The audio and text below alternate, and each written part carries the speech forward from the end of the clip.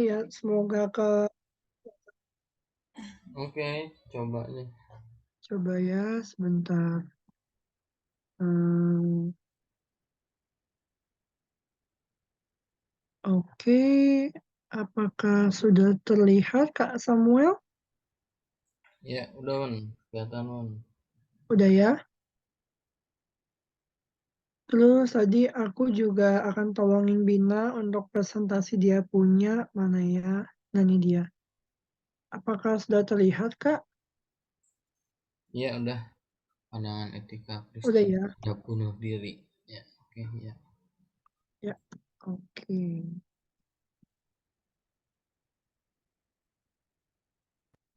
Thank you Kak. Oke Wan. Ya.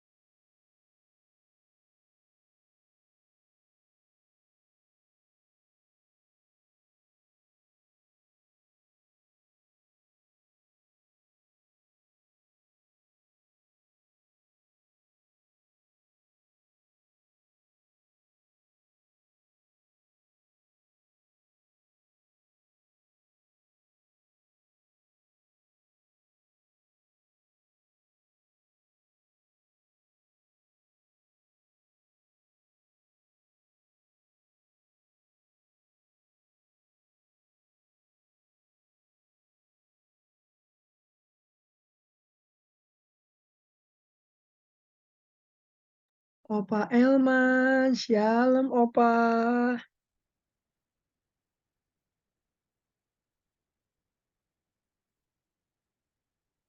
Opa, shalom.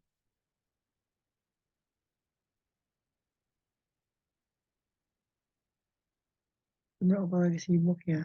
Ya udah deh.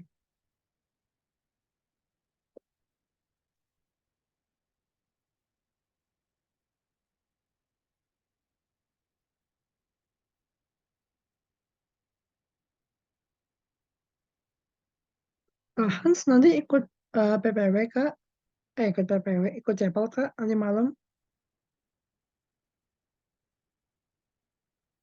Kak Hans.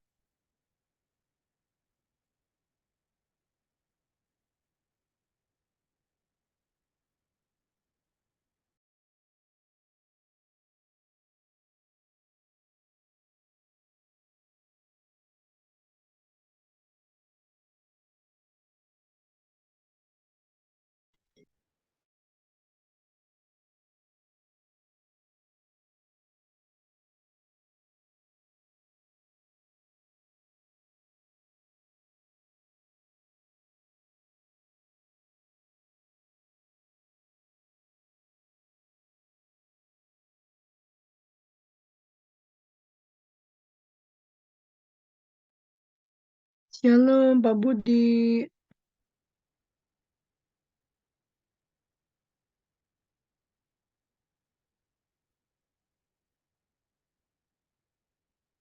Halo Pak Budi Arianto.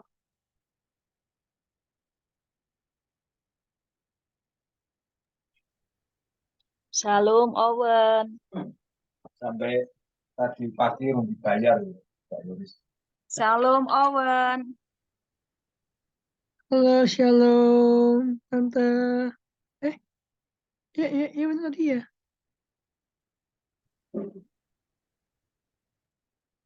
Pak Yuda, shalom Pak Yuda.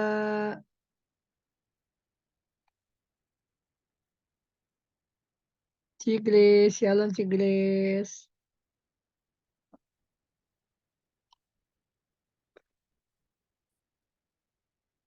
Shalom Wan, shalom semuanya. Shalom Ci. Mau coba tesan dulu Ci buat person worship Ci? Oh iya, boleh. Ini kedengeran nggak gitarnya? Tes, what? Ya agak hilang-hilang nggak Ci suara gitarnya Ci? Gitarnya kedengeran nggak tadi? Agak hilang-hilang.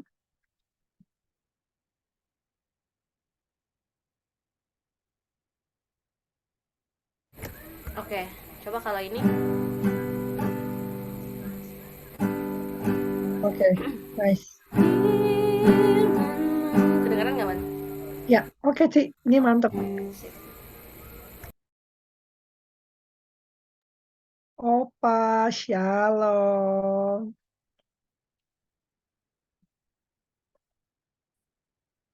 Apa itu Opa?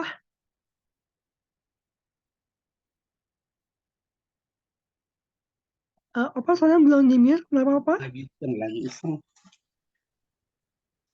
Malas makan nasi, makan roti aja sama tema. Wih, enak nyantai bener ya Opa. Segan makan nasi. Papa baru makan malam ya? Iya, makan nasi nggak masuk. Makan yang ringan-ringan aja roti itu. Oh, kuat tuh Papa sampai nanti malam. Iya tuh Opa. Tapi ntar jam-jam dulu nyemil lagi gitu. Oh. Biasa kalau udah umur ini makanya agak banyak tapi sering gitu ya. Oh. Iya. Gitu. Makanya dikit-dikit ya Opa ya, tapi berkali-kali. Iya betul. Yang penting sehat-sehat ya Opa ya, luar biasa Opa. Amin. Sampai malam masih semangat, luar biasa. Iya nih Opa jadi telat. Opa jadi teladan nih buat cucu-cucu muda di sini Opa ya. Semangat Opa, semangat. Amin. Salam Ibu Mary. Salam. Shalom Bu Meliana, Pak Yuda. Iya Bu. Shalom Bu. Shalom Bu, gimana kabarnya Bu? Puji Tuhan. Semangat. Mau dengerin yang presentasi nanti. Bina sudah hadir kah? Belum Bu, tadi katanya belum Bu, tadi katanya masih lagi di jalan Bu, jadi bentar lagi mungkin nyampe Bu, harusnya Bu. Udah mau sampai ya? Iya, harusnya sih Bu, sedikit lagi Bu. Oke. Jadi nanti paling kita pembahasan untuk materi sampai di jam 6.15 ya. Setelah itu presentasi 10-15 menit, sisanya akan tanya jawab. Nah, jadi saya harapkan Baik, nanti Bu. setelah Bina presentasi Bapak Ibu secara aktif aja ya berdiskusi gitu. Ada pendapat-pendapat apa, saling ini dulu lah gitu kan. Nah, ada yang mau menyanggah, silakan seperti itu. Nah, hari ini saya mendengarkan dulu ya, kan selama ini saya yang ngomong ya gitu ya, yang banyak ngomong. Nah, hari ini saya mendengarkan gitu diskusi Bapak Ibu. Jadi biar nantinya di akhir pertemuan kita semua presentasi di situ saya akan merangkum juga. Karena kan kadang-kadang ada prinsip yang sama, jadi biar tidak mengulang-ulang juga gitu ya. Jadi akhirnya saya akan merangkum. Oke, hari ini sepertinya Grace yang akan membawa kita ini ya dalam. Iya betul Bu, saya gantikan Ci Yunita karena Ci Yunita kurang sehat Bu. Oke, ya siap. Shalom Bu Mary ya semua teman-teman. Sebelum kita mulai kelas kita pada sore hari ini, mari kita persiapkan hati kita dan kita sama-sama menaikkan sebuah pujian. Haleluya. Haleluya.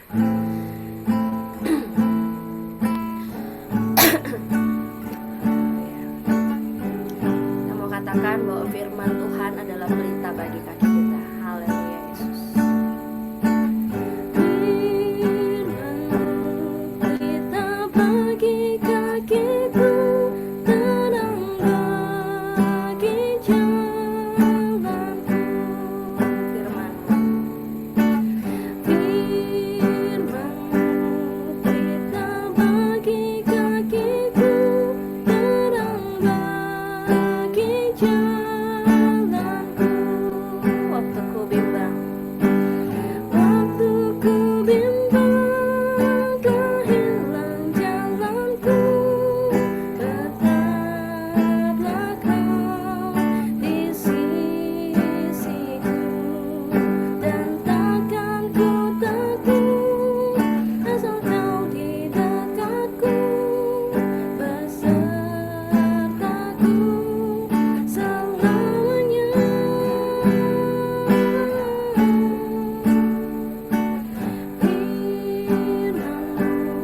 Pelita bagi kakiku, terang bagi jalanku. Firman-Mu, pelita bagi kakiku, terang bagi jalanku. Waktu ku bimbang telah hilang jalanku, tetaplah Kau di sisiku, dan takkan ku takut asal Kau di dekatku, besertaku selamanya.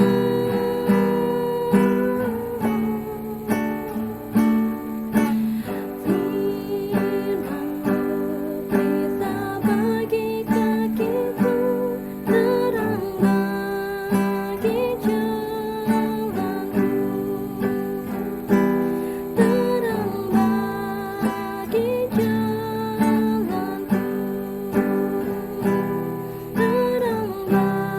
bagi jalanku.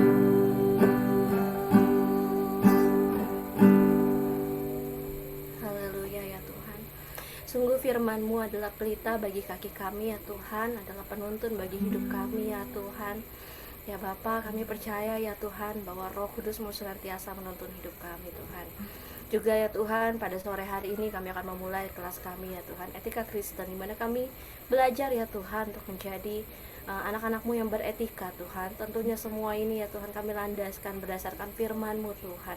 Dan kami juga boleh menjadi terang ya Tuhan dan garam di tengah dunia ini ya Tuhan, di mana Engkau menempatkan kami ya Bapa.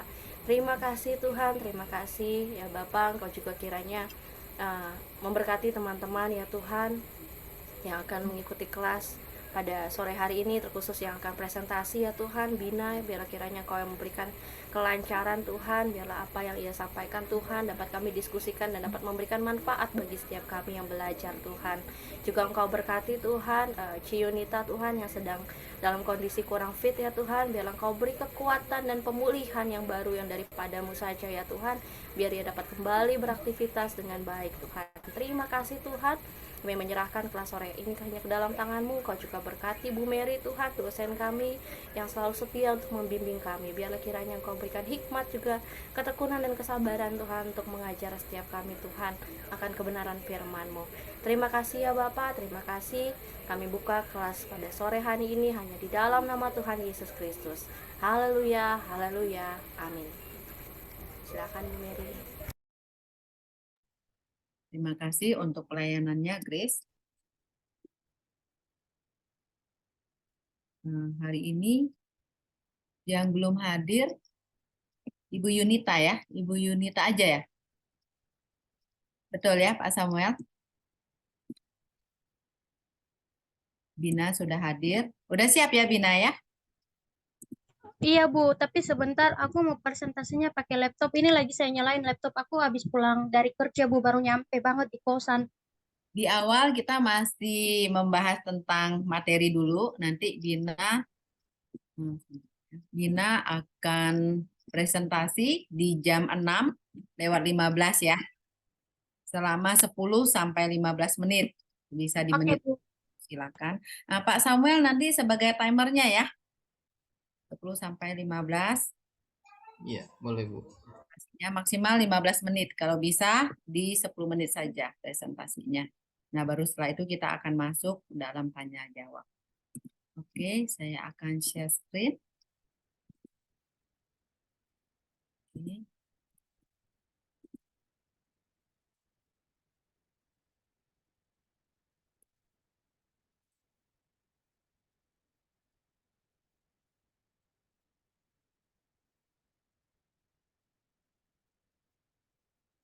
Apakah screen-nya sudah kelihatan? Sudah Bu, terlihat. Oke, terima kasih untuk konfirmasinya. Suara saya juga sudah jelas ya Bapak Ibu ya.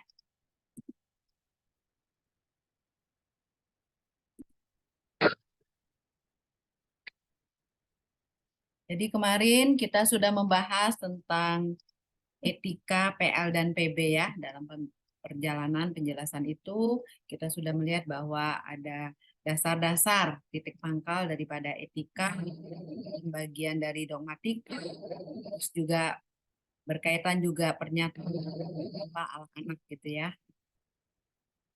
Dan juga Roh Kudus. Kita juga sudah melihat bahwa Allah sendiri yang menjadi pembuat undang-undang yang menetapkan aturan.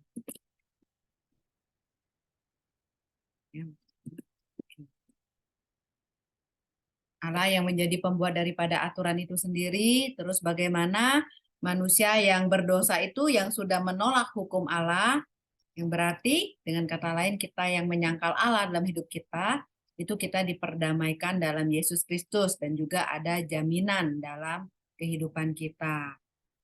Nah, itu adalah bahasan kita minggu lalu.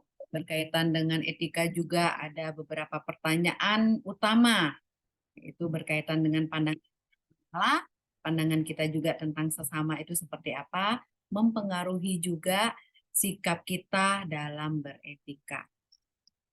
Nah, terus berikutnya kita juga melihat bahwa ada konsekuensi manusia bagi etika. Ada hal yang tidak bisa dirubah, bahwa manusia itu adalah makhluk namanya, dan juga manusia itu adalah makhluk yang memiliki jiwa raga gitu ya.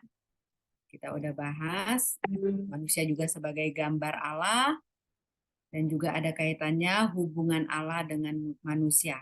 Itu berbicara tentang etika. Kemudian kita masuk juga tentang asal dosa, bagaimana pandangan agama-agama tentang dosa, gitu ya. Nah, terus terakhir kita sudah melihat atau membahas, melanjutkan yang tadinya bahasan tentang pandangan agama, kita berlanjut kepada pandangan evolusi biologis, gitu ya. Secara singkat kita sudah melihat pandangan agama-agama di luar Kristen tentang dosa. Saat ini kita akan melanjutkan pandangan evolusi biologis. Nah, di sini kita bisa membandingkan ya, dari pandangan agama-agama itu. Kalau dari pandangan evolusi biologis, ini dikatakan bahwa asalnya kejahatan itu karena manusia berasal dari binatang. Jadi pandangan evolusi biologis itu mengatakan bahwa manusia itu asalnya dari binatang. Jadi manusia ini karena dia berasal dari binatang, tentu saja ia mempunyai sifat-sifat yang buruk dan juga dalam kategori keturunan yang rendah karena disamakan dengan binatang. Nah, kemudian dalam perkembangannya ada perkembangannya pertumbuhan kepada taraf yang lebih tinggi. Taraf kehidupan yang lebih tinggi dari sebelumnya. Ada pertumbuhan secara lambat laun gitu ya. Nah, terus kita juga melihat bagaimana Darwin dan Spencer juga merupakan pelopor daripada pandangan evolusi biologis itu sendiri berkaitan dengan manusia. Bahwa, sebentar ya Bapak Ibu, suka keklik ini, maaf kalau dia agak mundur tampilannya, saya atur dulu ya Bapak Ibu.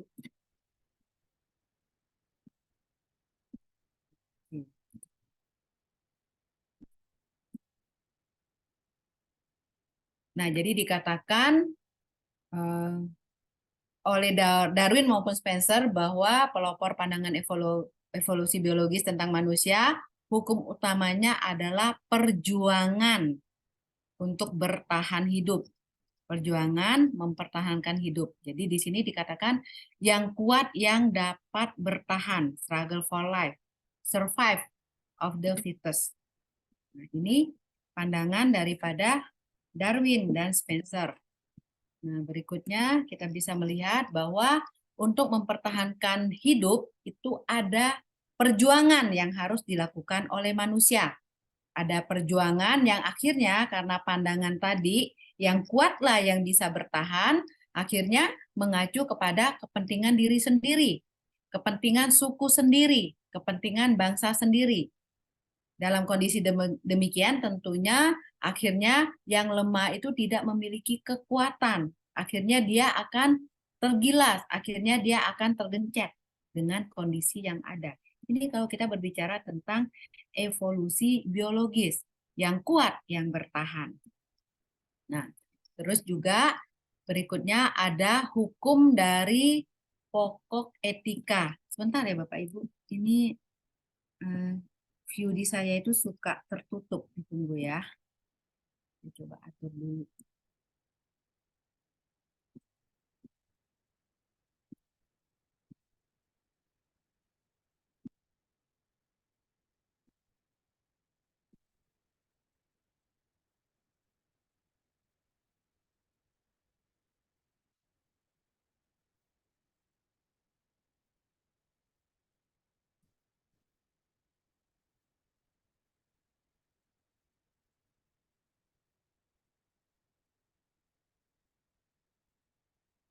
Oke. Jadi hukum pokok etika itu adalah etika binatang buas. Jadi agak sedikit menyeramkan ya istilahnya etika dari binatang buas. Nah, ini memang mempengaruhi dengan pandangan yang seperti itu. Nah, sebenarnya kita sebagai manusia itu ada senjata yang bahaya ya dalam diri kita sendiri. Kira-kira apa? Secara manusia itu sebenarnya ada dalam diri kita nih, nggak usah kita bawa pisau atau apa, ada yang bahaya dalam diri kita. Ada yang tahu apa itu? Ada dua. Lidah ya Bu. Tidak, kenapa? Karena ucapannya ya tajam. Karena ucapannya tajam, Bu. Sama pikiran, Bu. Sama katanya, ada yang bilang gitu. Ada yang bilang tidak. Ada lagi Bapak Ibu?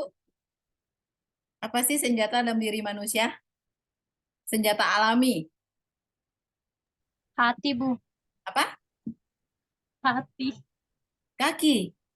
Hati. Oh, hati. Hatinya bagaimana hatinya Bina bisa menyakiti orang lain? Gimana caranya? Iya. Iya kan kalau sebenarnya sih segala sesuatu kejahatan itu semuanya berasal dari bagaimana hati kita berespons. Ini sesuatu fisik yang kelihatan nyata sebenarnya. Apa? Apa senjata yang sudah dibekali dalam diri manusia? Yang Tangan. bahaya. Hah? Tangan. Kalau mukul tangan sama kaki nendang. Tangan sama kaki nendang. Ada yang lain? Sekali lagi, saya kasih kesempatan untuk berpikir. Berkaitan dengan etika binatang buas, sebenarnya manusia itu udah diperlengkapi dengan senjata gitu. Disalahgunakan bisa membuat orang lain bisa berdarah. Saya kasih clue. Ada yang tahu? Mulut, Bu. Mulut. Masih kurang pas. Gigi bisa. Apa? Gigi, betul gigi. Gigi. Ada satu lagi? Gigi dan cakar. Jadi ada yang disebut dengan etika gigi dan cakar. Jadi maksudnya ya apa namanya dengan kekuatan manusia itu sendiri. Nah satu ketika intermezzo aja ya, ada hamba Tuhan yang memang kadang-kadang dia suka bercanda gitu ya. Satu saat pada waktu dia ke Israel kan ada tempat tertentu perbatasan pasti ada penjagaan gitu ya. Nah ketika petugasnya itu menanyakan apakah Bapak membawa senjata tajam, dijawabnya iya gitu, kaget dong ya. Ya udah siap-siap aja itu apa namanya petugas yang di situ kan. Nah, terus mana senjatanya? Terus dikasih lihat, ini gigi saya dan kuku saya katanya. Itu bisa melukai orang lain. Nah itu bercanda ya hamba Tuhan ini, tapi ternyata dalam kondisi seperti itu ya kita juga harus hati-hati ya bercanda ya. Sempat pucat juga gitu karena kan petugas di sana kan udah benar-benar waspada gitu ya. Jadi situasinya udah agak berubah gitu kan. Ya kalau kita cerita begini rasanya lucu gitu ya. Nah, itu sedikit intermezzo. Nah, itu etika dari binatang buas. Ya, memang manusia itu sebenarnya tanpa dia bawa senjata pun itu udah bahaya kalau dia menyalahgunakan gitu ya. Nah, kita juga mengetahui bahwa dalam sejarah itu ada yang namanya pertarungan para gladiator. Nah, sampai sekarang ada sebuah semacam bentuk fisik bangunan yang masih ada sampai saat ini. Ada yang tahu bangunan apa itu? Masih berdiri sampai saat ini. Itu adalah tempat perkelahian para gladiator. Kolosium, Bu. Ya, dia adalah Kolosium yang berada di Roma. Jadi Bapak Ibu, ini adalah saksi bisu ya daripada bagaimana kejahatan etika itu ya terjadi pada waktu itu. Bagaimana manusia diperhadapkan dengan hewan, manusia diperhadapkan dengan manusia gitu ya. Sampai juga ada informasi yang menyatakan dalam gelanggang itu, dalam kolosium yang besar itu ya, mereka juga bisa mendatangkan air dari laut sehingga ada pertunjukan hidup gitu ya. Benar-benar manusia dari sisi hiburan pun mereka begitu tega ya menyaksikan penderitaan manusia secara langsung, bagaimana terjadi pembunuhan antara manusia, antara binatang gitu yang berdarah-berdarah, justru mereka menikmati. Nah, kita melihat ketika etika itu berada dalam pandangan posisi yang seperti itu tadi ya, etika binatang buas gitu ya, pandangan evolusi biologis itu juga mempengaruhi bagaimana manusia hidup dalam peradaban. Makanya kita perlu ingat bahwa saat ini kita jauh bersyukur untuk keadaan yang saat ini. Manusia hidup lebih beradab di zaman kita. Kalau kita lihat di sini, pandangan tentang evolusi biologis itu, manusia dilihat sebagai binatang yang menyusui. Binatang menyusui yang cerdas. Walaupun dibilang cerdas, nggak enak ya kalau masih disamakan dengan binatang. Makanya artinya hal inilah, pandangan seperti inilah yang akhirnya menimbulkan permasalahan-permasalahan dalam etika. Nah, untungnya berikutnya ahli-ahli evolusi itu mulai mereka memperdengarkan pandangan yang baru, pendapat yang baru, bahwa hukum pokok pertumbuhan biologis itu tidak hanya dilihat dari kekuatan orang untuk mempertahankan hidup, atau yang tadi kita bahas bahwa yang kuatlah yang bisa bertahan. Jadi tidak terletak di situ. Bapak Ibu maaf ya, ini saya kadang agak kesulitan karena suka ketutup view di saya. Jadi agak sedikit kesendat-sendat ini.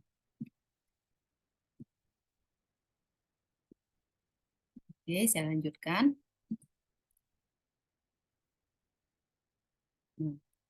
Nah, di sini kita melihat ada sebuah perkembangan yang baru berbicara tentang manusia itu sendiri. Bagaimana manusia mulai memandang manusia itu sebagai manusia yang bertabat, yang memiliki harkat dalam dirinya, harkat dan martabat manusia. Jadi, kalau tadinya dia yang kuat, dia yang menang, dia yang kuat, dia yang menguasai. Nah, dalam perkembangannya bergeser pandangan-pandangannya bahwa manusia itu tidak boleh lagi berjuang untuk diri sendiri, tetapi dia harus mengutamakan kepentingan umum. Nah, dalam karya dari Julian Huxley dikatakan bahwa harus dilakukan penetapan hukum eugenetika, artinya ilmu pengetahuan tentang perbaikan ras, tentang bagaimana manusia harus hidup, bagaimana manusia harus berperilaku sebagai norma dari perbuatan manusia itu sendiri. Jadi pada akhirnya manusia itu harus menjadi manusia pribadi yang lebih baik, masuk ke dalam taraf yang lebih tinggi. Pak Samuel, nanti di 6.15 tolong ingatkan saya ya Pak Samuel ya. Baik Bu, ya siap. Nah, di sini juga bahwa kita harus melihat bahwa penyelidikan yang hanya berdasarkan secara ilmiah saja, penyelidikan yang hanya terbatas secara biologis saja, secara kimiawi, itu sangat berbahaya ya, akan kembali lagi kepada pandangan-pandangan yang tadi. Tidak masuk kepada pribadi manusia yang bermartabat. Jadi penilaiannya hanya sebatas proses kimiawi dan biologis. Sementara kita ingat bahwa Allah menciptakan manusia itu serupa dengan gambarnya. Jadi tidak hanya berbicara tentang kimiawi, proses kimiawi saja dalam diri manusia, tidak hanya secara biologis saja. Jadi manusia itu juga bertanggung jawab kepada Allah. Makanya derajat manusia itu tidak setara dengan binatang. Nah, ini yang kita lihat ya, bahwa sebelumnya juga kita melihat bahwa Allah juga bertanggung jawab kepada manusia, demikian sebaliknya manusia juga bertanggung jawab kepada Allah. Tanggung jawab Allah kepada manusia dinyatakan dalam pertanyaan kepada Adam ketika dia jatuh di dalam dosa. Adam, di manakah engkau? Ketika Kain membunuh adiknya, Tuhan juga mempertanyakan keberadaan dari adiknya Kain. Nah, jadi di sini kita melihat Allah tetap bertanggung jawab kepada ciptaannya. Nah, kita harus bertanggung jawab pada Allah. Nah, di sini juga ada pandangan tentang manusia menurut Max, Angel, dan juga Lenin. Ini adalah teman-temannya. Di sini berbicara tentang materialisme dialektis, yaitu dia menolak kepercayaan kepada Allah sebagai pencipta dan juga menolak bahwa manusia itu diciptakan menurut gambar Allah.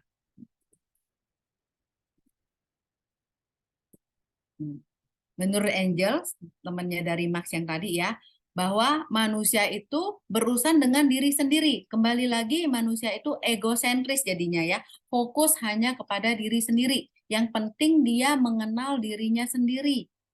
Segala sesuatu itu ukurannya adalah diri manusia itu sendiri. Ini adalah pendapat daripada Angel. Nah, terus dalam masa ini kalau dibahas tentang siapakah manusia itu, maka manusia itu dilihat hanya sebagai makhluk biologis ekonomis. Kenapa? Karena setelah mereka melakukan pendidikan, mereka memberikan sebuah kesimpulan bahwa ujung-ujungnya adalah hidup manusia itu yang penting perut. Maksudnya apa perut? Yang penting perut, yang penting perutnya ada isinya gitu ya. Jadi tetap dikatakan bahwa manusia itu binatang menyusui yang cerdas, dasarnya adalah makanan. Dia butuh makanan. Jadi masih dalam taraf yang rendah. Jadi manusia disebut dengan Homo economicus atau manusia makhluk ekonomis. Nah, di sini Bapak Ibu Saudara, kalau kita lihat pandangan yang seperti ini, maka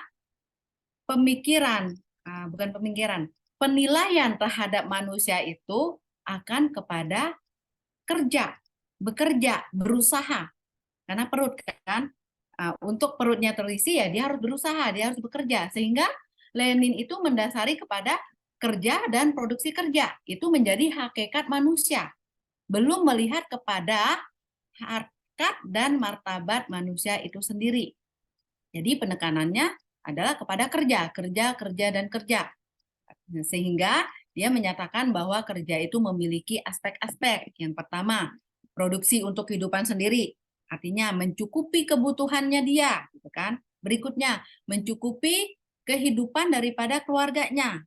Terus juga dengan kondisi yang demikian, kehidupan diri sendiri terpenuhi, keluarga terpenuhi, akhirnya akan tercipta kebutuhan-kebutuhan yang baru, yang lebih luas lagi. Itu berbicara tentang manusia makhluk ekonomis. Nah, terus kita bisa melihat ya di sini, dasar pandangan tersebut. Nah, saya ringkas ya di sini ya. Jadi dasar pandangannya adalah materialisme dialektis. Nah, dari sini menyusun sebuah etika, akhirnya diktator proletariat, yaitu bagaimana perjuangan bagi kaum buruh, sehingga fokusnya adalah membebaskan buruh dari segala rintangan, dari segala kendala. Kenapa? Karena kembali lagi kepada kebutuhan perut tadi. Jadi fokusnya sekarang kerja.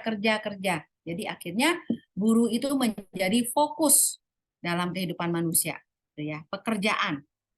Nah, terus juga bagaimana usaha juga untuk mengatur aturan-aturan menghasilkan karya-karya, hasil kerjanya gitu ya. Akhirnya muncul norma kepentingan kaum buruh dan saat itu dianggap sebagai cita-cita seluruh umat manusia yang didasari oleh kepentingan perut tadi gitu ya. Kita bisa melihat ya bahwa pandangan tentang manusia itu otomatis mempengaruhi pandangan etika. Pandangan manusia tentang etika, pandangan manusia tentang hubungan dengan manusia lain. Tunggu ya Bapak Ibu, saya kesulitan lagi ini.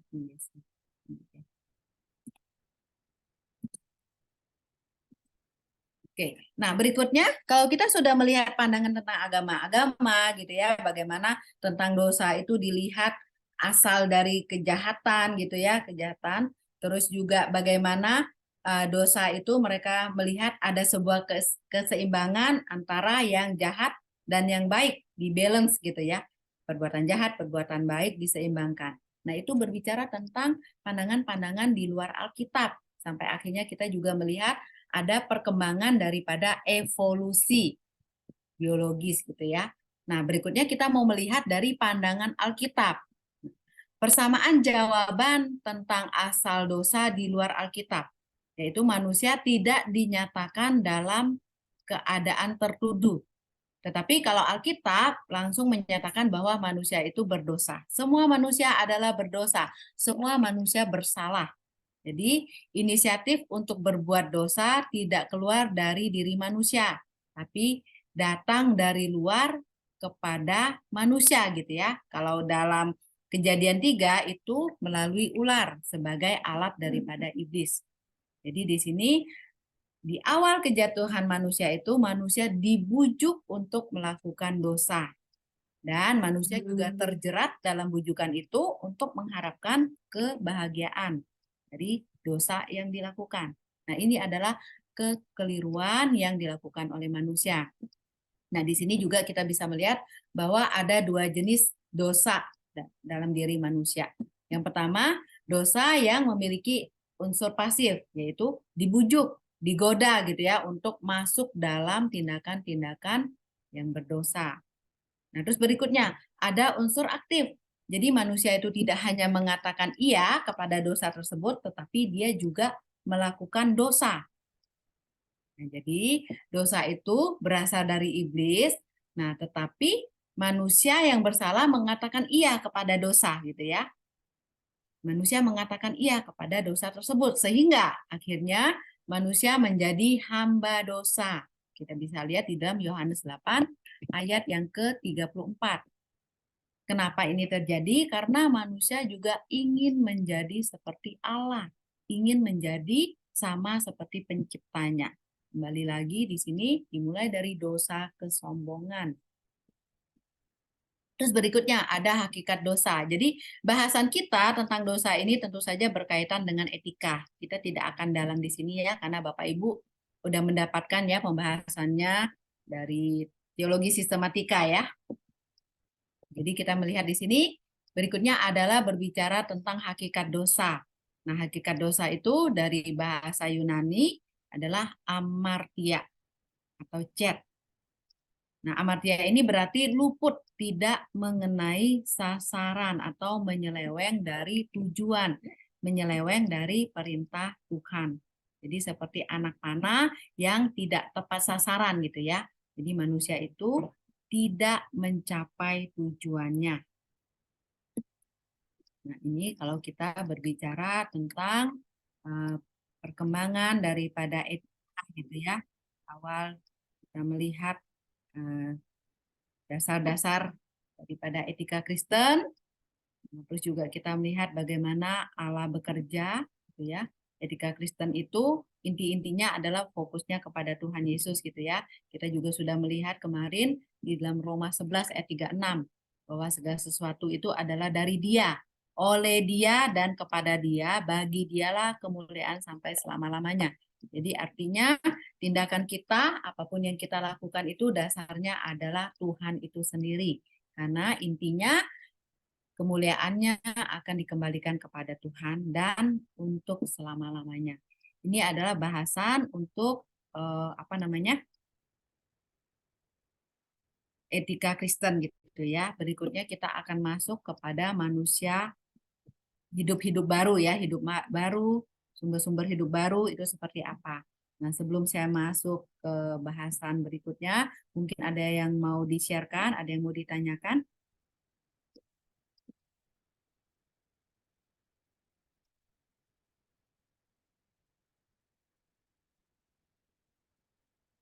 Sudah kenyang ya waktu di teologi ya?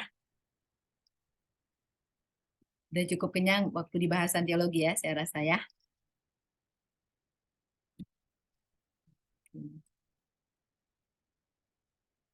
Masih ada beberapa menit ya Pak Hans ya. Jadi kita masuk dulu ke topik kita berikutnya, memanfaatkan waktu yang ada.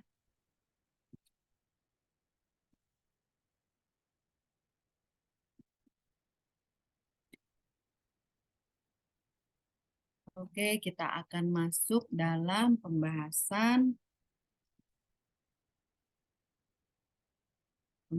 tentang manusia baru. Hal yang berkaitan dengan hidup baru. Apakah sudah kelihatan tampilannya? Terlihat. Sudah ya. Nah, kalau tadi kita sudah melihat bagaimana dosa ya, pandangan manusia tentang Allah, tentang sesama, dan juga bagaimana dosa itu mempengaruhi juga manusia dalam bersikap. Nah, berikutnya kita akan melihat sumber-sumber daripada hidup baru itu sendiri. Setelah kita setelah kita diperdamaikan oleh Tuhan Yesus gitu ya, itu berikutnya ada pembenaran oleh iman. Nah, pembenaran oleh iman ini dituliskan oleh Paulus ya kepada jemaat yang di Roma, bahwa manusia tidak dapat dibenarkan karena melakukan apapun juga. Tidak juga karena melakukan tuntutan dari hukum Taurat. Gitu ya. Semua adalah anugerah, pembenaran yang Tuhan berikan melalui iman. Nah, ini berbicara tentang sumber-sumber hidup baru. Jadi, Tuhan itu membebaskan kita dari dosa dan hukuman berdasarkan kebenaran Kristus. Jadi, semua hanya karena kasih setia Tuhan. Semua hanya karena kasih karunia Kristus. Kita bisa menjalani hidup yang baru. Nah, jadi di sini tiap-tiap hari kita memerlukan pembebasan. Ya, tiap hari sampai kepada akhir hidup kita, kita jalani hidup kita ini hanya karena anugerah. Itu semua hanya karena anugerah Tuhan. Dan di sini kita mau melihat cerita di Alkitab mengenai orang Lewi ya, si pemungut cukai, bagaimana dia mengambil keuntungan daripada pekerjaannya terhadap orang-orang lain gitu ya, orang tertindas karena perbuatannya dia gitu ya. Tapi ketika dia bertemu dengan Tuhan Yesus, nah di situ dia mengalami hidup yang baru. Di situ dia bertobat. Nah, jadi di sini kita bisa melihat bahwa terjadi pembenaran dalam kehidupan orang Lewi ini. Gitu ya. Nah, terus berikutnya juga kita bisa melihat bagaimana Sakeus gitu ya, ketika dia bertemu dengan Tuhan Yesus, sikapnya, pandangannya tentang uang, tentang harta itu berubah. Jadi tidak seperti tadi ya yang dikatakan manusia sebagai makhluk ekonomis gitu. Jadi fokusnya apa? Fokusnya yang penting dapat makanan, dapat uang, dapat kerja uang seperti itu ya. Nah, ketika Sakeus ini yang tadinya memiliki pandangan seperti itu, ketika bertemu dengan Tuhan Yesus, dia juga mengalami perubahan dalam hidupnya. Ada perubahan pandangan. Terus juga ketika perempuan berzina gitu ya yang diperhadapkan kepada Tuhan Yesus, dia juga mengalami hidup yang baru, mengalami pertobatan ketika Tuhan Yesus menyatakan bahwa dia pun tidak akan menghukum daripada perempuan itu. Karena kita tahu ceritanya bahwa orang-orang yang membawa dia ketika Tuhan Yesus menantang bagi orang yang tidak berdosa, silakan melempar perempuan itu dengan batu. Tapi ternyata tidak ada yang berani gitu ya, tidak ada yang berani menghakimi perempuan itu. Jadi kita lihat ketika manusia bertemu dengan Tuhan Yesus, ada sebuah perubahan yang terjadi. Ada sebuah pembenaran yang dialami oleh manusia, dibebaskan dari dosa. Dan sekali lagi, bukan karena kekuatan, bukan karena kuat ataupun gagah dari manusia itu. Semua hanya semata-mata karena anugerah Tuhan. Berikutnya, berbicara tentang pengudusan, sanctification. Jadi hidup kita dikuduskan, disucikan, yang dilakukan oleh Tuhan Yesus, Roh Kudus, yang merupakan pekerjaan daripada Kristus itu sendiri dan Roh Kudus juga. Jadi di dalam pembenaran inilah Tuhan mengubah kedudukan daripada hukum kita. Dan kehidupan kita itu diperbaharui dari hari ke hari. Manusia berdosa, akhirnya kita mengalami kehidupan yang baru. Nah, jadi intinya adalah orang yang dibenarkan itu pada hakikatnya ya dia memang cemar.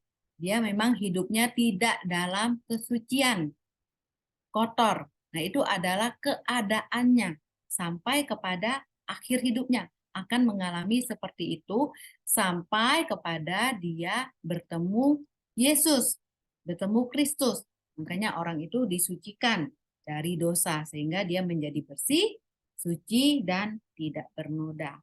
Ini kita berbicara tentang pengudusan, pembaharuan yang terjadi dalam kehidupan kita sehari-hari.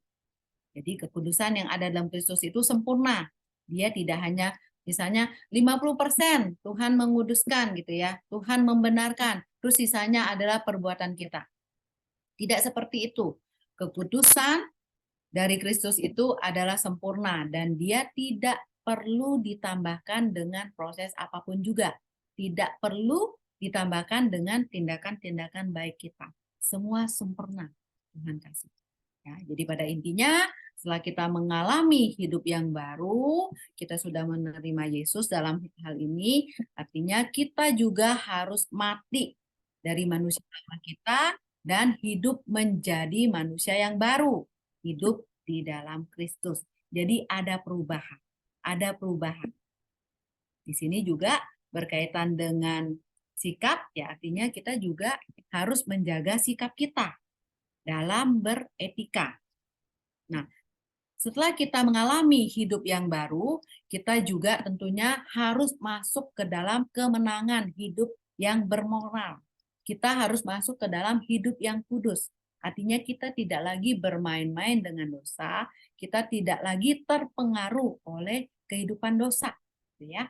Nah, di sini kita melihat pernyataan daripada Charles, seorang penyair dari Prancis itu, dia mengatakan bahwa setiap saat dalam diri orang itu ada dua kecenderungan.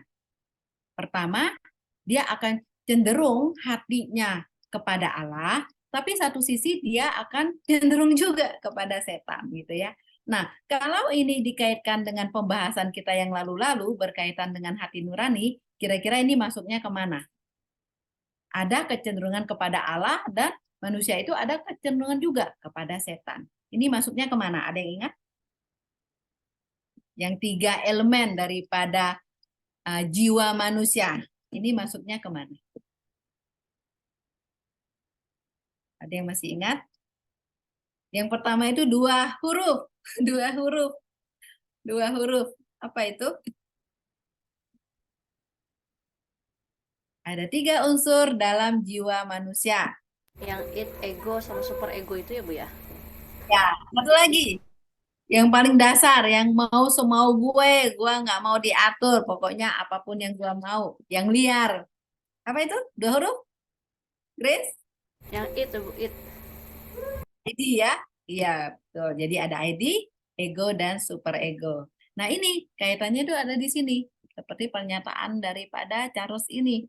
Ada kecenderungan untuk berbuat jahat, inginnya yang semau gue gitu kan. Dan juga termasuk perkataan daripada Paulus juga. Kita pinginnya melakukan yang tidak ingin kita lakukan. Mau lakukan yang baik, yang jahat yang kita lakukan. Oke. Nah, jadi manusia yaitu tadi berbuat yang tidak dikehendakinya gitu kan. Kedagingan gitu ya. Jadi pada intinya sebenarnya semua orang itu memiliki kerinduan untuk hidup berkemenangan, untuk hidup bermoral gitu ya, memiliki moral. Jadi kita juga harus tahu apa yang harus dilakukan. Karena itu firman Tuhan itu menjadi petunjuk gitu ya. Nah, ini pertanyaannya adalah kenapa itu menjadi jarang terwujud? Ya, seperti itu tadi, ada pergumulan, ada pertentangan dalam diri kita.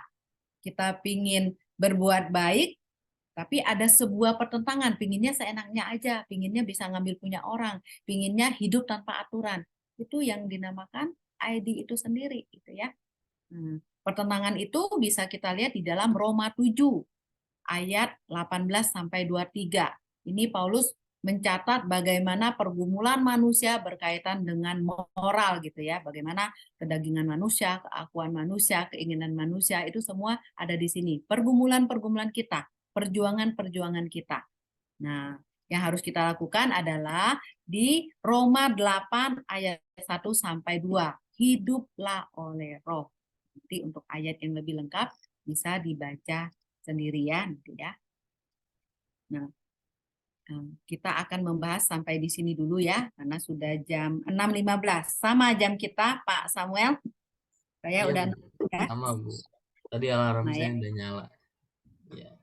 Oh, alarmnya nyala, sampai dibikin alarm ya. Terima kasih Pak Hans. Luar biasa.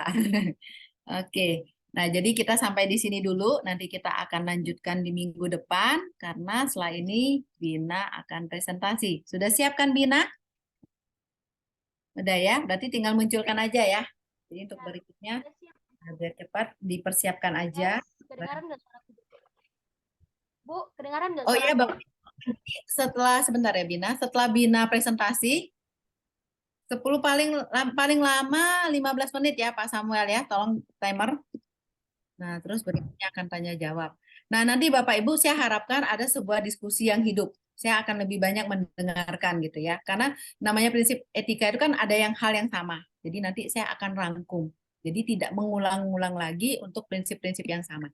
Jadi saya harapkan setelah Bina menyampaikan, nah setelah itu Bapak Ibu langsung aja, nggak usah diminta gitu ya, langsung mau bertanya kepada Bina, silakan. Karena kan nanti ada bagiannya Bapak Ibu ditanya.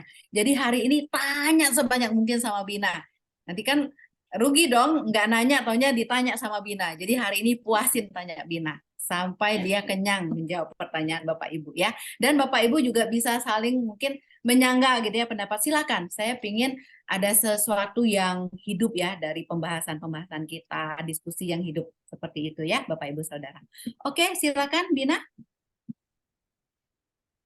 Oke, Bu. Nah, kasih ya suara saya ya. Besar ya? Jelas, silakan. Jelas ya? Oke. Saya screen dulu ya. Aduh, nanti kalau nggak bisa dijawab, nanti bisa Ibu Mary ya. Harus bisa dong, kan yang punya bahan Bina. Ternyata kan kita masih kurang-kurang, Ibu.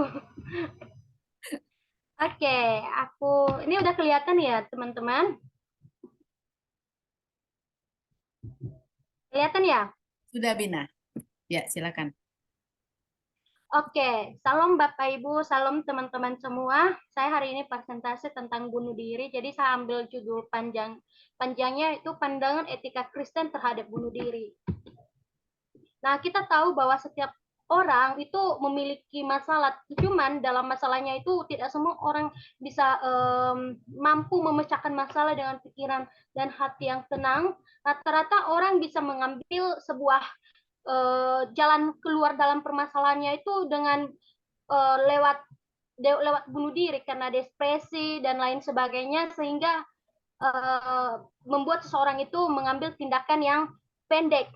Nah, sekarang itu ada banyak kasus-kasus bunuh diri ya, khususnya bagi remaja, dan ada banyak kasus bunuh diri yang belakangan ini menjadi topik yang hangat untuk diperbincangkan, apalagi pelaku kasus bunuh diri rata-rata berasal dari kalangan remaja ya. Nah, ada tadi berbagai alasan ya dalam bunuh diri itu, mungkin karena ekonomi atau masalah dalam keluarga, terus masalah dalam teman, atau sampai pada masalah percintaan.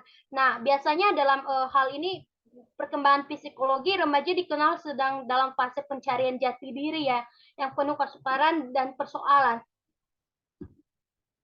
Nah, di sini kita akan bahas tentang apa itu bunuh diri. Bunuh diri itu berasal dari bahasa Yunani yaitu apancho, yang berarti menahan, yang artinya nafas sampai mati. Terus menyebabkan kematian bunuh diri sendiri dengan cara digantung atau dengan menggantung atau membunuh diri sendiri. Matius 27 ayat 5.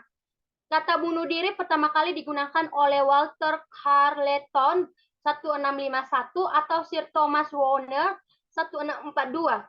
Selama berabad-abad, arti bunuh diri memiliki arti yang berbeda tergantung zaman dan konteksnya. Namun sejak konsili tahun 452, konsep bunuh diri telah diasosiasikan dengan dosa dan kejahatan. Nah, ini ada pengertian bunuh diri dalam Kamus Bahasa Indonesia. Bunuh diri dalam Kamus Bahasa Indonesia itu adalah sengaja mematikan dirinya sendiri. Nah, di berbagai website atau perpustakaan hampir sama dengan memberikan pengertian bunuh diri, yaitu sebuah pembunuhan yang dilakukan dengan sadar dan sengaja. Sengaja diri artinya pembunuhan itu didasari oleh kemauan seseorang dibunuh, di mana pelaku pembunuhan tersebut adalah orang yang bunuh diri atau dirinya sendiri.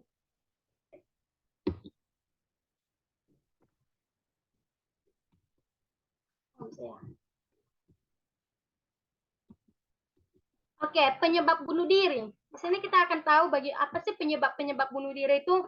Pertama itu karena depresi. Depresi ini adalah suatu gangguan kesehatan mental yang menjadi penyebab trauma terjadinya bunuh diri. Biasanya depresi ini adalah ketika orang memiliki masalah, pendam sendiri dan biasanya sampai mengakibatkan depresi dan tidak mau keterbukaan. Nah, perilaku impulsif. perilaku impulsif itu adalah dorongan hati, kayak pikiran kosong dan tidak memiliki harapan lagi, jadi mau tidak mau dia mau bunuh diri gitu ya. Itu impulsif, dorongan hati. Nah, terus yang ketiga yaitu pengalaman buruk yang memicu trauma. Kekerasan fisik, verbal, dan kekerasan seksual yang kehilangan orang yang dicintai. Nah, di sini kita akan bahas tentang metode-metode bunuh diri ya.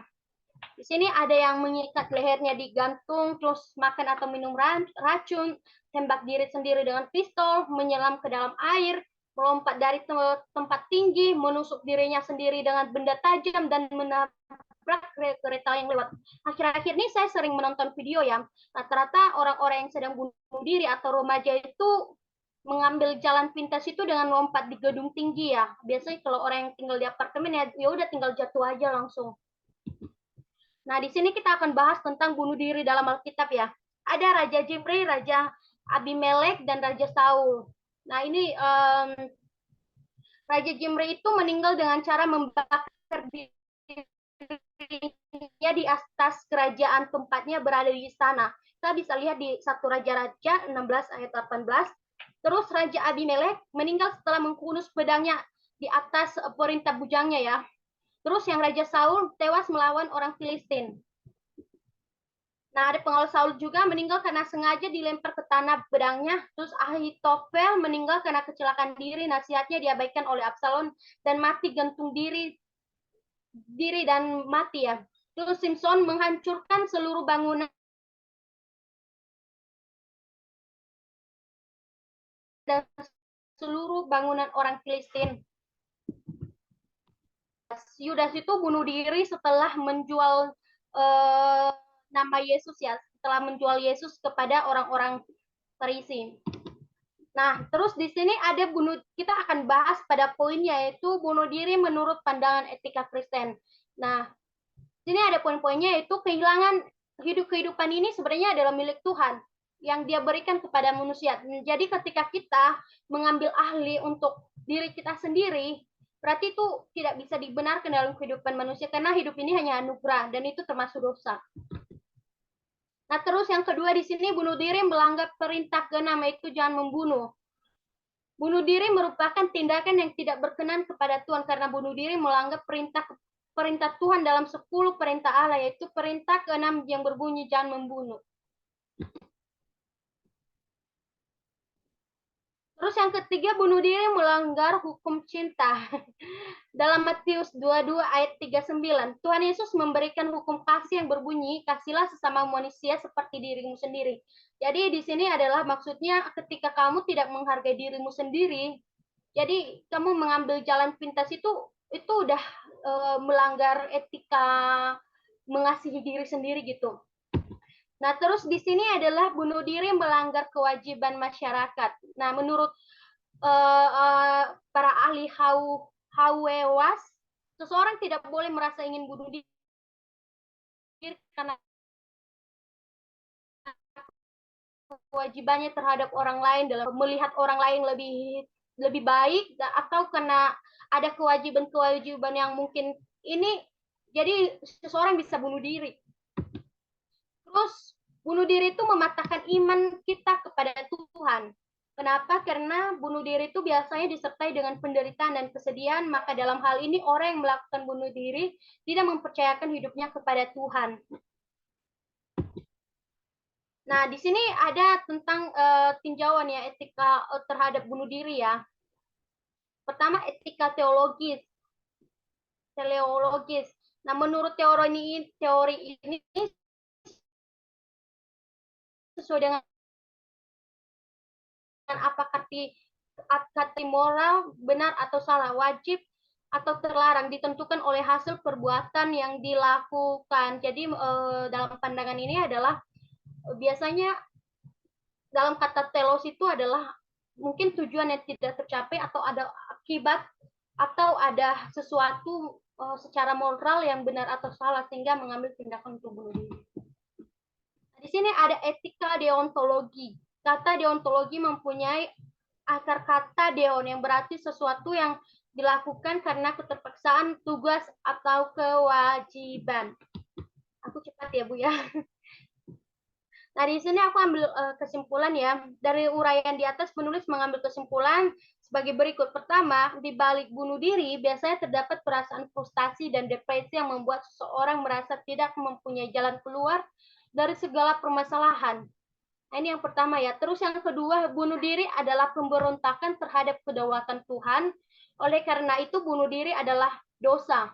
Terus yang ketiga, kesimpulan, bunuh diri tidak dapat dibenarkan secara etis, meskipun untuk menghindari penderitaan.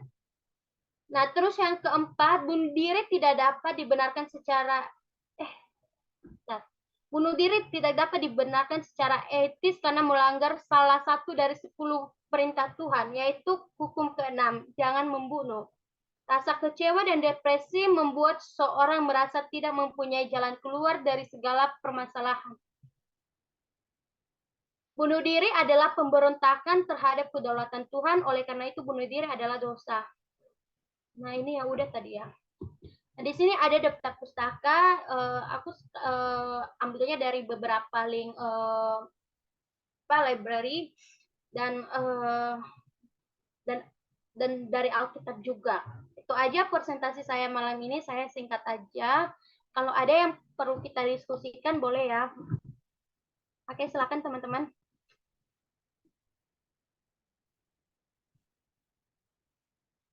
Bolehkah Samuel ya? Udah langsung kasih. Slide-nya ditampilkan aja nggak apa-apa, Bina. Gimana, Bu? PPT-nya tetap ditampilkan aja, silakan. Iya boleh. Oke, bentar ya. Silakan Pak Yuda. Oh, Pak Yuda, Pak Samuel. Bina yang atur ya. Iya boleh. Bina, gimana Bina? Siapa duluan? Bentar. Ibu boleh ini nggak sih aku minta bantu kepada teman untuk share-nya. Soalnya kalau nggak ini aku nggak tetap buka kayak ini aja, kurang aja gitu. Oh, silakan. Iya, boleh dong, siapa yang bisa bantu?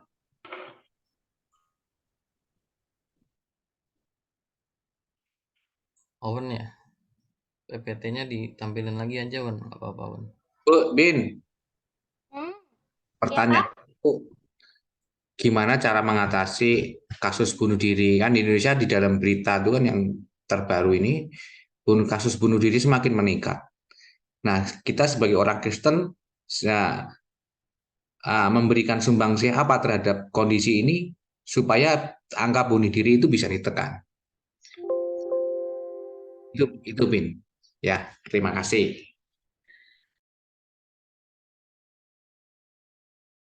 Oke, belum saya buka mute ya. Oke, Ibu, gimana kalau aku tampung dulu pertanyaannya, Bu ya? Nanti saya jawab ya, Bu ya. Silakan atur aja, yang penting dijawab ya. Kalau nggak dijawab bisa dikejar ya Bapak Ibu ya, sampai ke ujung bumi. Oke, sekarang Opa Elman ya. Boleh Opa? Iya. Ada dua nih, Bin. Ya. Pertama ya, kenapa persentase bunuh diri di kalangan remaja itu, kalau nggak salah tadi kamu bilang banyak ya. Kenapa banyak sih di remaja? Apa di kalangan yang dewasa muda, apa orang tua kurang ya? Tolong jelasin aja tuh.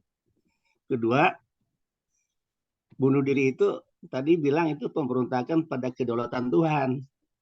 Tolong jelasin deh. Memberontak tentang hubungannya bunuh diri, memberontak kepada kedaulatan Tuhan tuh gimana, Bin? Supaya lebih konkret gitu. Ya, makasih, Bin. Itu aja. Oke, boleh siap. Oke. Sekarang siapa lagi ya? Gracia. Boleh apa? Bentar ya, sebentar dulu ya, aku catat pertanyaannya kali ya. Ini masih belum selesai. Samuel juga mau nanya sih dari awal tadi ya, Samuel ya. Samuel dulu nggak apa-apa sih. Oh, pertanyaanku udah sama Pak Yuda. Kalau pertanyaanku sama lagi juga deh. Nanti cari lagi. Kan diskusi sih, tapi nanti kita lihat. Oke, boleh. Sekarang siapa? Oke, mungkin kalau gitu aku ya, Bina, soalnya sama. Yang saya mau tanyakan gini sih, ini kan kalau bunuh diri kan orang ekstrim banget ya, maksudnya orang udah tahu bahwa bunuh diri ini dilarang sama keimanan kita begitu ya. Tetapi bagaimana kalau misalnya ketika misalnya nih contoh ya, kan saya juga lagi ada pelayanan juga kepada anak-anak yang mengalami HIV gitu lah ya dan sebagainya. Pertanyaannya sebenarnya gini sih, ketika kita tahu nih kita melakukan sesuatu yang kemungkinan berujung kepada mempercepat kematian kita gitu ya, kayak misalnya ya tadi menikah dengan orang-orang yang punya penyakit seperti itu, HIV itu kan pastinya kan akan menular kepada orang tersebut gitu kan, si pasangan ini kan yang tadinya tidak, misalnya seperti itu. Dan kita kan tahu memang itu kan belum ada obatnya. Terus juga misalnya ada juga orang yang misalnya merokok gitu kan, atau minum-minuman alkohol dan sebagainya gitu kan, itu kan juga sebenarnya memperparah kondisi orang itu dan orang itu tahu gitu. Nah menurut Bina ini apakah bisa juga dikatakan sebagai suatu tindakan bunuh diri secara halus gitu ya? Padahal kan udah tahu nih ujungnya kan mempercepat gitu ya, kayak gitu sih. Mungkin menurut Bina bagaimana dari pembahasan Bina? Oke, ada lagi yang mau bertanya? Kita tampung dulu. Udah ya? 3 dulu ya? Satu-satu ya.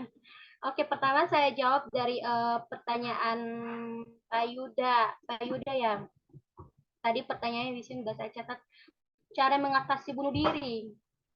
Nah, kalau cara mengatasi bunuh diri, kalau menurut aku ya Pak ya, kita tahu sekarang bahwa kalau bunuh diri itu disebabkan pertama itu karena depresi ya. Boleh Owen kasih slide yang ini dong, penyebab bunuh diri lagi.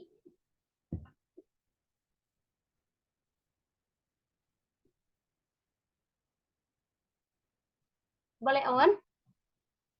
Ya, sebenarnya lagi aku cari dulu slide-nya. Sebentar. Oke.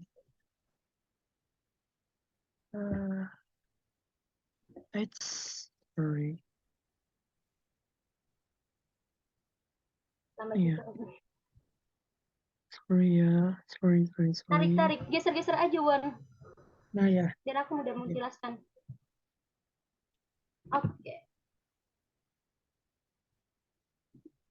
Bisa nggak, Wan? Oke, aku jelaskan dari sini aja ya, dari PPT aku ya. Nah, kita tahu tadi bahwa penyebab bunuh diri itu adalah karena depresi, perilaku impulsif, dan pengalaman buruk ya. Kalau mungkin untuk mencegah bunuh diri itu atau cara mengatasi bunuh diri itu mungkin kalau seseorang yang lagi dalam masalah ya, pertama itu adalah keterbukaan. Kita harus bisa mengungkapkan perasaan kita gitu loh kepada sesama. Jadi kayak ada sekarang tuh remaja-remaja yang mengambil tindakan bunuh diri itu karena tidak memiliki teman ya, teman untuk terbuka, jadinya jatuhnya depresi, terus ya dan lain-lain, tidak punya jalan keluar, seakan hari itu adalah hari yang sangat-sangat tidak bisa diatasi gitu. Nah, pertama keterbukaan, terus kedua bahwa kita harus mengingat nih bahwa hidup kita ini adalah penuh dengan hidup kita itu adalah kita bisa selamat itu karena kasih karunia Tuhan. Jadi kita harus lihat bahwa rancangan-rancangan Tuhan itu lebih besar dari apa yang kita pikirkan. Jadi mungkin kita harus lebih meminta hikmat sih daripada Tuhan. Nah, terus yang ketiga nih yang bisa saya sharing yaitu harus berpedoman juga ya hidup kita ya. Jadi kita itu memiliki pengharapan pada Tuhan, dan untuk mencegahnya itu lakukan apa yang bisa kita lakukan ya. Jadi ada tuh orang sekarang itu karena impulsif ya, pikiran kosong ya, jadi dorongan hati. Jadi untuk mencegah pikiran kosong itu kita harus bisa melakukan aktivitas atau apapun gitu. Nah, untuk mencegah kepada kalangan remaja itu, pada remaja-remaja yang sekarang itu mungkin kita harus melakukan secara pendekatan sih, kayak kita lihat nih ada orang-orang yang sedang mengalami depresi atau masalah-masalah yang berat, ya kita bisa melakukannya dengan bertanya gitu, dan kita doakan dan lain sebagainya. Itu aja sih Pak Yuda yang bisa saya sharingkan. Apakah udah menjawab?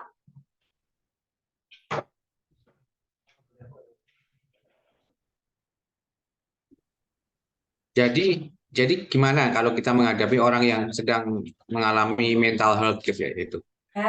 Mental health.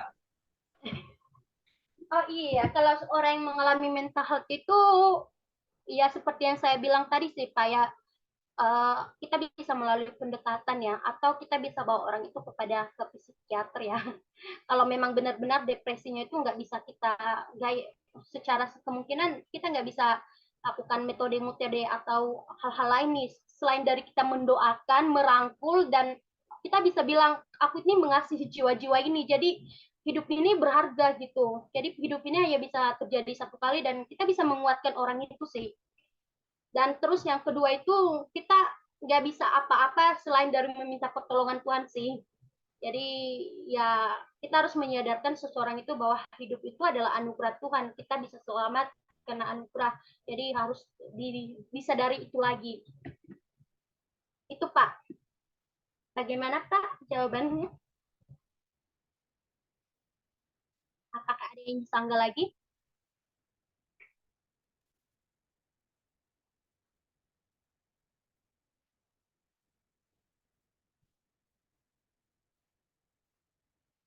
Halo Pak Yuda? Ya, yang lain dulu, yang lain. Oh iya, oke. Sekarang adalah pertanyaan si Opa Elman ya tadi ya. Opa Elman, kenapa di kalangan remaja itu lebih banyak presentasi bunuh diri? Dan jelaskan bunuh diri dalam pemberontakan kedaulatan Tuhan ya Pak. Betul. Sebenarnya, iya ya Pak ya, itu tadi pertanyaannya ya. Iya. Pertama, kenapa di kalangan remaja itu lebih banyak presentasi bunuh diri? Nah, kita bisa lihat bahwa bunuh diri itu karena disertai oleh masa lalu ya. Terus kedua itu bunuh diri itu biasanya remaja-remaja yang sekarang itu atau generasi Z yang sekarang ini adalah mereka tidak memiliki mereka tidak berpikir panjang ya. Kayak ingat saya waktu dikasih tahu sama Bu Selvi ya. Jadi remaja-remaja sekarang itu adalah hidupnya itu udah difasilitasi lah oleh kedua orang tuanya, segala sesuatu apa-apa yang dibutuhkan semuanya ada. Jadi pada saat semuanya itu tidak sesuai dengan apa yang diminta oleh si remaja sekarang, atau ini dia bisa mengambil tindakan dengan cara bunuh diri gitu ya. Tidak berpikir secara panjang ya. Kalau mungkin orang tua itu mungkin memiliki pemahaman yang lebih dalam ya, udah orang tua kan. Jadi biasa kalau remaja ini karena memiliki sifat yang sedang mencari jati diri ya. Jati diri itu adalah ya yang penting sedang mencari jati diri. Jadi kalau orang tua itu beda ya. Terus yang kedua, jelaskan ya bunuh diri secara pemberontakan kedaulatan Tuhan. Ya itu tadi Pak, pemberontakan ke dalam kedaulatan Tuhan itu adalah tindakan yang tidak dianjurkan dalam Alkitab ya. Tuhan di dalam Alkitab itu Tuhan mengajarkan kita kalau ada masalah itu ya kita harus datang kepada Tuhan, bukan dengan cara mengambil tindakan bunuh diri. Itu sih Pak.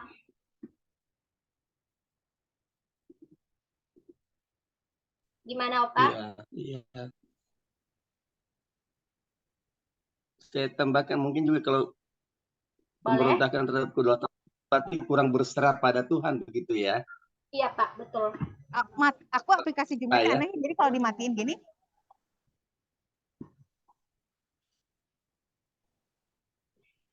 Yunita suaranya bocor. Oke, lanjut Pak, gimana? Ya. Mantap. Boleh lah. Yang nomor satu itu tadi ada bilang tadi karena ekspektasinya terlampau tinggi nggak tercapai begitu juga ya salah satu ya. Iya, bisa Opa. Karena kita tahu remaja-remaja sekarang itu lebih kebanting mental health-nya ya daripada zaman-zaman dulu ya.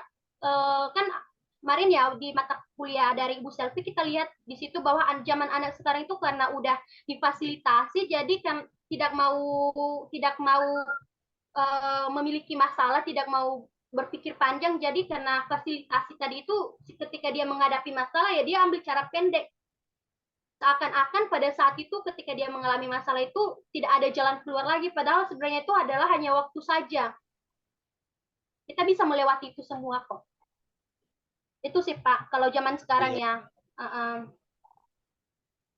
Tapi kalau menurut saya mungkin lebih awal ya, ekspektasinya terlampau tinggi nggak tersampaikan, ya harapannya nggak tercapai, baru tahap kedua nanti dia cari solusi emosi gitu ya, maksudnya cari jalan pintas begitu ya, karena nggak tercapai ya, jadi tahapannya begitu ya. Ya siap-siap, mantap, mantap. Makasih Bin.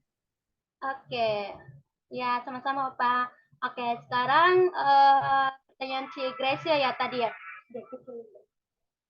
Pertanyaan si Gracia ya, apakah bunuh diri itu secara halus ya kayak penyakit HIV ya, Ci ya? Kayak kita tahu nih kalau ini penyebabnya sih dari apa ya, dari orang-orang ini sih, jadi yang maksudnya kayak orang tua yang melakukan gonta-ganti seksual ya gitu ya. Jadi menyebabkannya kepada anak-anak gitu. Sehingga anak itu mati karena gara-gara penyebab HIV tadi. Menurut saya, kita tahu tadi ya kalau metode bunuh diri itu adalah mengambil tindakan kayak mengikat tali di lehernya, makan atau minum racun, tembak diri sendiri dengan pistol, menyelam ke dalam air, melompat dari tempat tinggi, menusuk dirinya dengan benda tajam, menabrak kereta yang lewat. Kalau menurut saya itu gimana ya? Kalau menurut saya penyakit HIV itu adalah selagi orang itu tidak mengambil tindakan untuk dirinya sendiri, itu sebenarnya itu nggak termasuk bunuh diri ya, Cia. Mungkin itu hanya penyebab mati itu disebabkan oleh orang lain ya mungkin ya. Soalnya bunuh diri itu adalah yang disebabkan oleh diri sendiri ya. Kalau dari penelitian saya ya, disebabkan oleh diri sendiri, jadi mengambil tindakan udah langsung mati gitu. Jadi kalau kayak HIV tadi itu mungkin secara halusnya orang lain yang menyebabkan. Banyak juga kematian-kematian sekarang itu yang penyebab-penyebab lain kayak orang ditabrak mobil, itu kan nggak sengaja ya, itu namanya kecelakaan ya. Jadi itu sih menurut saya, Ci. Apakah ada pertanyaan lagi? Udah, Bin. Makasih. Iya, Ci, sama-sama. Oke, sekarang dari Pak Tommy. Boleh Pak Tommy, aku tulis dulu ya pertanyaannya. Oke. Mau nanya ini, Bin. Dalam penelitian Bina ini atau dalam makalah ini, ada nggak Bina temuin tanda-tanda orang mau bunuh diri gitu? Jadi mengenali tanda-tanda orang bunuh diri sehingga orang-orang di sekitar dia itu bisa mencegah dia untuk tidak bunuh diri. Ada nggak dapat menemukan gitu? Oke. Apa tanda-tanda orang bunuh diri? Ntar aku tulis pertanyaannya ya Pak, biar nggak lupa. Oke, sekarang Pak Budi ya. Boleh Pak, silakan. Ya, shalom. Bu Mariana, shalom. Bina, teman-teman.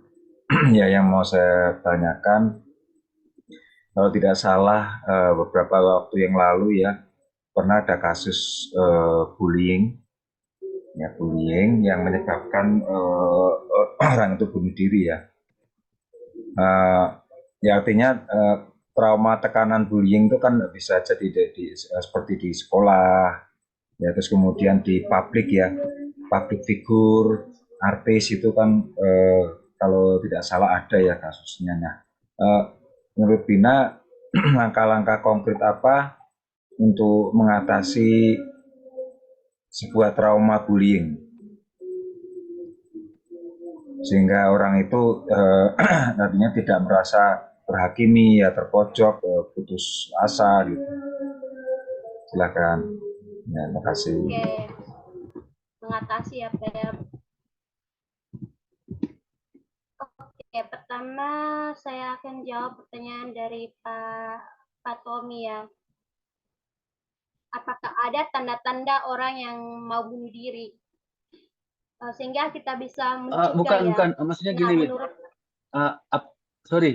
apakah kita bisa mengenali tanda-tanda orang mau bunuh diri gitu? Apakah kita bisa gitu sehingga kita yang di sekitar orang yang mau bunuh diri itu bisa mencegahnya gitu. Bisa nggak ya kita mengenalinya gitu? Oke, kalau menurut saya sih Pak, iya kita bisa mengenali dengan kayak hmm,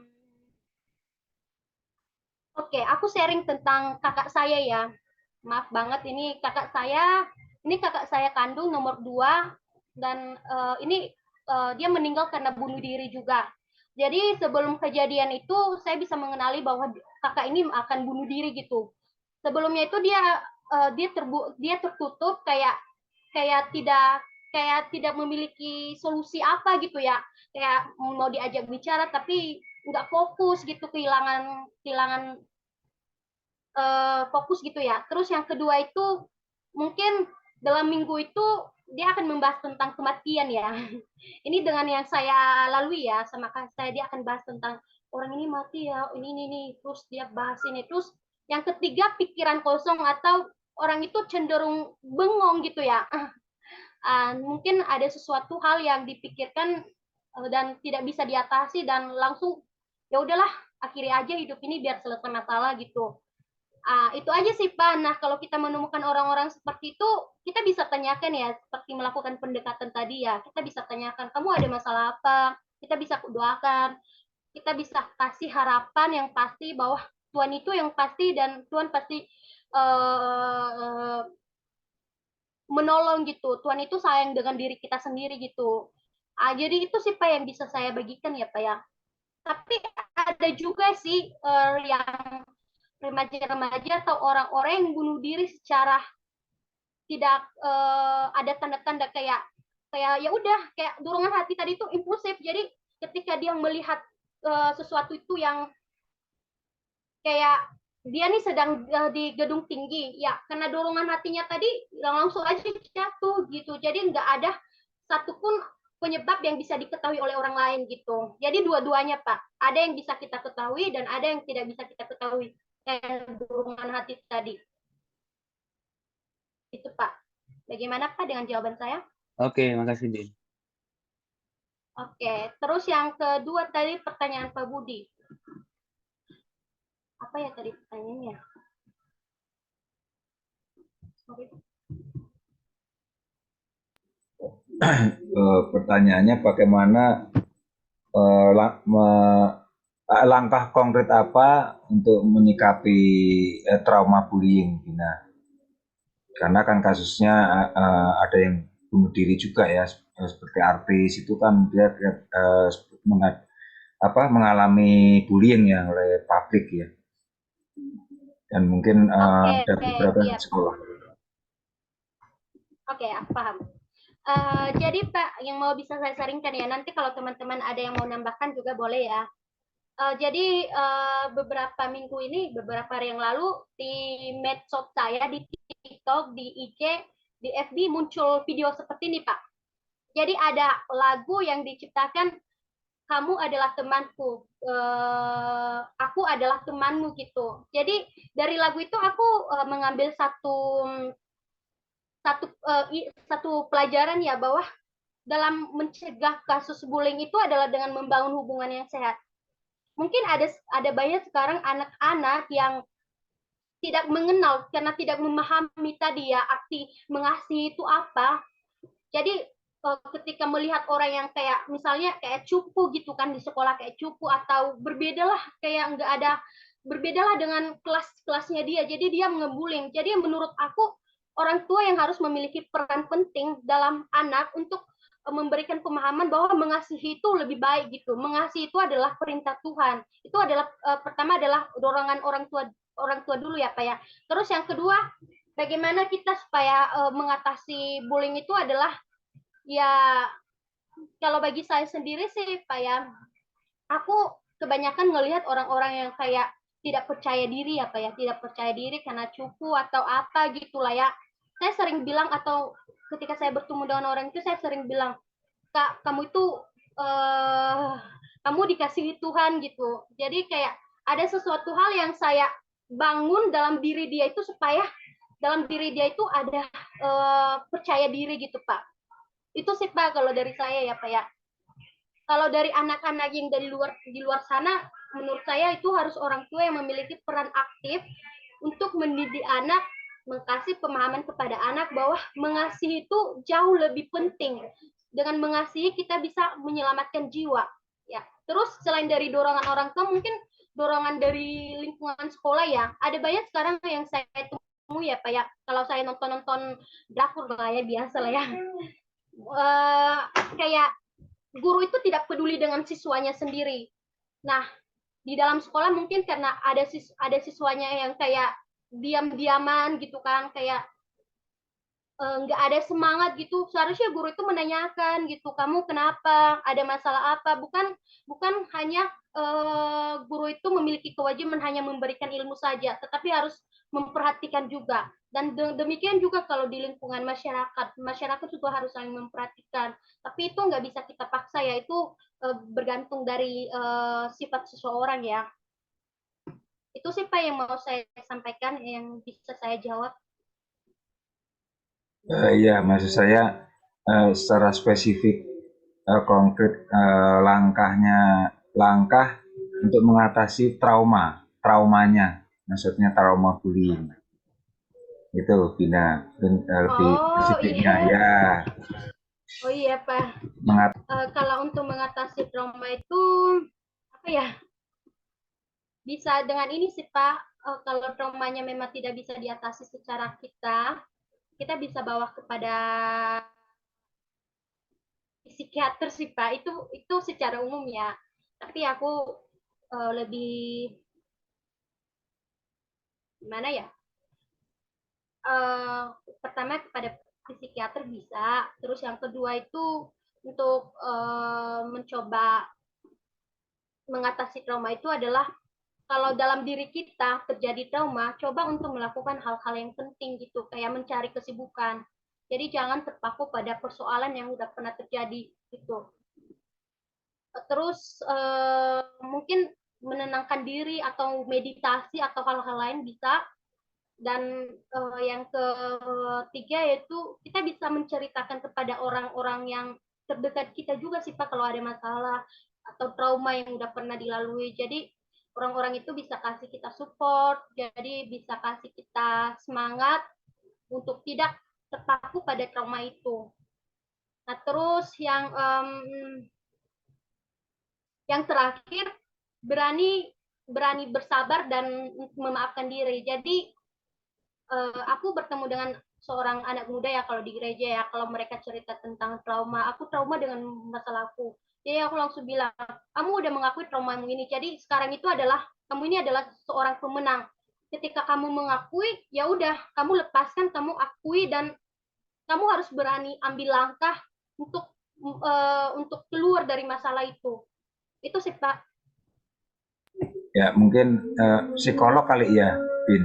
Psikolog juga bisa. Itu kalau untuk mengatasi yang trauma yang berat ya Pak. Kalau untuk mengatasi diri sendiri bisa kok dari diri kita sendiri, tergantung kita bagaimana cara mengendalikan diri kita. Bina waktunya udah habis mungkin. Oke, itu aja. Apakah ada lagi mungkin? Gak apa-apa Bin, ditutup aja udah cukup. Ditutup. Bagus kamu. Aku kembalikan kepada Ibu Mary dulu, gimana Bu? Ada yang mau ditambahkan? Oke. Karena waktu kita juga ya, udah mau cepel juga ya. Jadi nanti saya akan rangkum juga. Hari ini kita cukup. Tapi intinya memang seperti yang disampaikan Pak Yuda ya di grup ya. RI itu darurat untuk masalah bunuh diri. Bunuh diri. Jangan sampai kita melampaui yang di Jepang ya. Jepang bunuh diri juga kan. Artinya ini kasus yang cukup krusial untuk Indonesia. Jadi oke, untuk hari ini sampai di sini dulu. Nanti juga kalau ada kesempatan kita bisa angkat lagi kalau misalnya memang ada hal-hal yang dirasa krusial penting untuk dibahas berkaitan bunuh diri, kita bisa diskusi lagi di lain waktu ya. Oke, saya rasa cukup sekian untuk yang bertugas doa penutup. Silakan. Oke, entar dulu. Oke, makasih ya teman-teman semua untuk partisipasinya, udah aktif diskusi dalam presentasi saya ini. Terima kasih juga Bu Mary. Tuhan Yesus memberkati. Oke, silakan Pak Tommy untuk doa penutup ya. Pak Tommy yang bertugas. Oh, sorry. Saya ya, oke, mari kita tutup. Allah Bapa kami dalam kerajaan surga, kami ucap syukur Tuhan untuk sore malam hari ini kami telah menyelesaikan satu mata kuliah. Kita berikan Tuhan, terima kasih untuk penjelasan dari dosen kami, Ibu Meriana. Tuhan, yang terus memberkati, mengurapi dia Tuhan, berkati kesehatannya, berkati pelayanannya, pekerjaannya juga ya Tuhan, dan keluarga besarnya, perlindungan kuasa darah-Mu ya Tuhan, menyertai kehidupan Ibu Meriana. Terima kasih juga untuk Dina telah presentasi ya Tuhan tentang kasus bunuh diri ya Tuhan. Yang kami juga sama-sama boleh mengerti dan belajar tentang kasus ini ya Tuhan, sehingga kami boleh menjadi orang-orang yang bisa menjadi solusi untuk supaya orang tidak bunuh diri ya Tuhan. Terima kasih Tuhan Yesus, kami serahkan Tuhan waktu ke depan, kalau sebentar kami akan berpisah untuk mengikuti chapel, Kau terus memberkati kami. Terima kasih Tuhan Yesus, dalam nama-Mu kami berdoa dan mengucap syukur. Haleluya. Amin. Amin. Makasih Bu Mary, Bina. Terima kasih Terima Bu kasih Bu Mary. Mary. Terima kasih Bina. Terima Terima kasih Pak kasih. Tommy. Tuhan memberkati. Terima kasih Wen. Awan keren. Owen keren, makasih Owen.